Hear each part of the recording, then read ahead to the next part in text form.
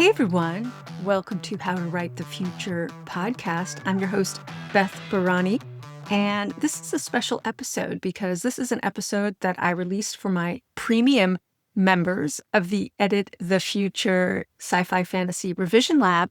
And I realized, you know what, I want everyone to have this because I invite all of you to come and do the Edit Your Novel checklist. So everyone needs to have the explainer. So I recorded this explainer for the membership, but I also have it for you here. If you're curious about joining the Edit the Future Sci-Fi Fantasy Revision Lab, or as one of my members called it, Edit Lab, be sure to sign up for the checklist and you'll learn all about it. So that's all I'm going to say here.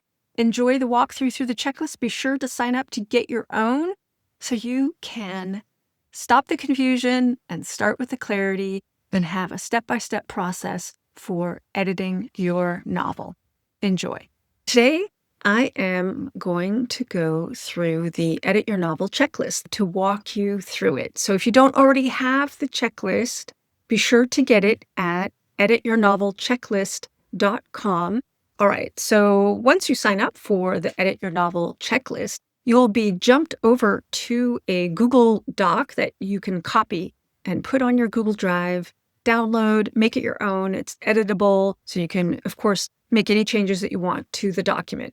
This is a working, living document, so use it. Even print it out and put it with your writing materials, put it on the wall. This is for you to use. So, number one, you want to decide how you want to read your manuscript. The Edit Your Novel checklist is designed to be a reference document as you do your very first read through of your first draft, your rough draft, your discovery draft, however you want to call it.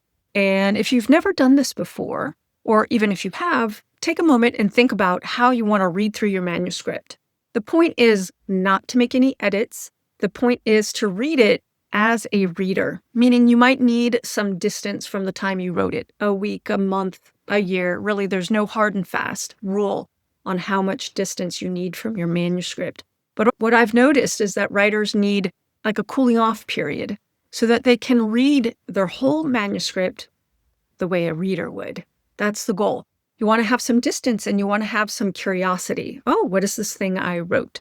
Some technical things that can help you do that is you could either print it out so it's on paper, or you could send it to your Kindle or iPad or another reading device so it feels like you're reading it like a reader would. Put on a tablet or put it on a different kind of computer screen or in a different kind of font. Some people I know who will have Microsoft Word read the manuscript to them. That's an option as well. Whatever works for you. So choose how you want to read through your manuscript. Great. Once you have decided that, what I recommend is number one, read through this checklist. It's short. It's like 4 pages long, all told. 3 pages of checklist, 1 page of instruction. Read through the checklist, put it in your mind, and let it just float there. Don't be restrictive about it. You can always revisit it whenever you want. Your goal in this read-through is to pay attention to whatever jumps out at you as incorrect. Maybe it makes you uncomfortable for some reason. Maybe you find your attention waning, moving away. Oh, you're like, let me check email. Let me play my games. Those are points to just notice. Put a question mark on the manuscript. Put a check mark. Put a sticky note. But you're not editing. Please do not edit your manuscript right now. You're just reading it through so you can get a lay of the land.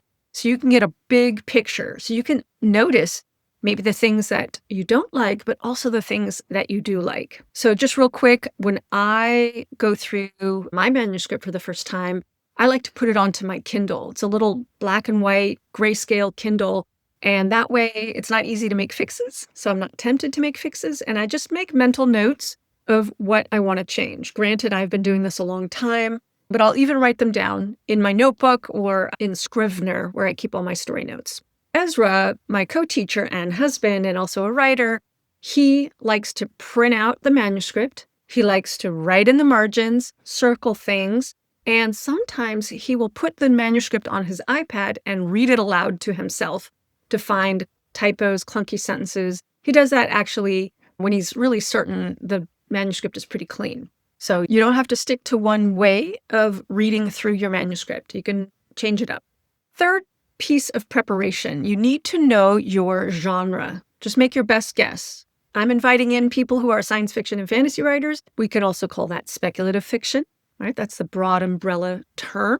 And inside of that lives science fiction, lives fantasy, lives horror, lives science fiction romance, fantasy adventure romance. Let's see, spicy romantic fantasy, all kinds of things, right? So you decide what is your genre for now. Make your best guess. Maybe it's a mashup. Awesome. I love that. And just write it down on the checklist, just so you can keep it in mind, because I'm going to be asking you questions as you go through your checklist. So remember, at this stage, do not edit your work. Just make notes in the margins or on sticky notes or in Scrivener or on a notepad. Use track changes, although that's kind of starting to push it. But if that is fun for you and easy, do that. We're looking for fun, we're looking for easy, and we're looking for you to read your book as a reader. So as much as possible. So whatever supports that.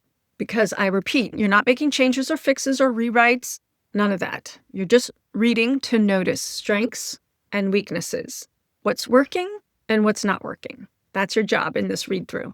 And this big picture evaluation will help you get a big picture of how your manuscript is doing. So there's 3 main parts of this checklist. The first part is about the story, the plot, what happens. The second part is about character. And the third I call proofing, but it's not like final proofing. It's just all the dibby-dabby things, grammar, punctuation, that kind of thing. Because most likely you're going to notice those things in this first read through. So I have made a checklist section for that as well. So let's start at the top with story and plot. Emotional pacing. Does the story move at the right pace for the emotions you want to convey? Or does it move too slowly or too quickly? Plot pacing. Based on your genre, how is the balance of dialogue and action? Story logic. Are there gaps in story logic or in the actions of the characters? Can you follow the flow of action from one moment to the next? Act structure, act 1, 2, 3, etc. Does your story have a compelling beginning, rising action and complications, and then closing resolution, as appropriate for your genre? Does it start in the right place? Have enough action in the middle? Have a satisfying ending? Scenes. Do your individual scenes start and end at the best point of interest for you? Does each scene have a compelling beginning, rising action and complications, and closing resolution? And then reader expectations. Do you meet reader expectations for your genre, for plot and pacing? Do you surprise the reader and yet fit the genre? All right, our second section on character. Goal, motivation, conflict, or GMC. Do your characters have clear goals, clear reasons, motivation for their actions and goals? Do they have conflict preventing them from reaching their goals? Point of view. Do you stay in one character's point of view per scene? Setting. Is the setting conveyed from the point of view character? Is the information shared relevant to the story's tone and moment? Dialogue. Does the dialogue sound different for each character? And some more questions on dialogue. Does the dialogue move the action forward or enhance character? Or is it appropriate for the pacing of the moment, such as to lighten the mood, for example? Consistency. Does the character stay in character? And lastly, for this section, readers' expectations. Do your characters behave as your readers expect they would for your genre? And then the third section, proofing, grammar. Do you keep the story in the tense you've chosen? Punctuation. Is your punctuation correct and consistent given your artistic purposes and genre conventions? Word usage. Are you using specific nouns and verbs versus vague nouns and verbs? Are you using emotionally charged adjectives as appropriate for your genre? Spelling. Is your spelling correct and consistent for your artistic purposes and genre conventions? Metaphor. Do you use metaphor and simile to convey emotion rooted in the point of view of the character? And lastly, on the checklist, reader expectations. Is your book clear of errors in a way that makes the reading easy and clear for readers of your genre? So that is the Edit Your Novel checklist.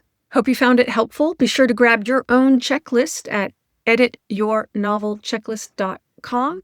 Once you have gone through your manuscript and read the entire thing and made notes using the Edit Your Novel checklist, now it's time to score all the elements. Simply on a scale from 1 to 5, 1 being needs the least work and 5 being needs the most work, go through every element on your checklist and give it a number. Just number it from 1 to 5. And you can do granularly on every single element in the 3 sections, the story and plot section, the character section, and the proofing section. And once you're done, if you feel like it's fun to do, go ahead and add up your score. That will give you an overall sense of how much work you need to do. Don't let this number intimidate you. This is just information, just helping you understand where you feel you are in your manuscript. All right, that's it for this week, everyone. Happy editing, and connect with you in the next episode. Write long and prosper.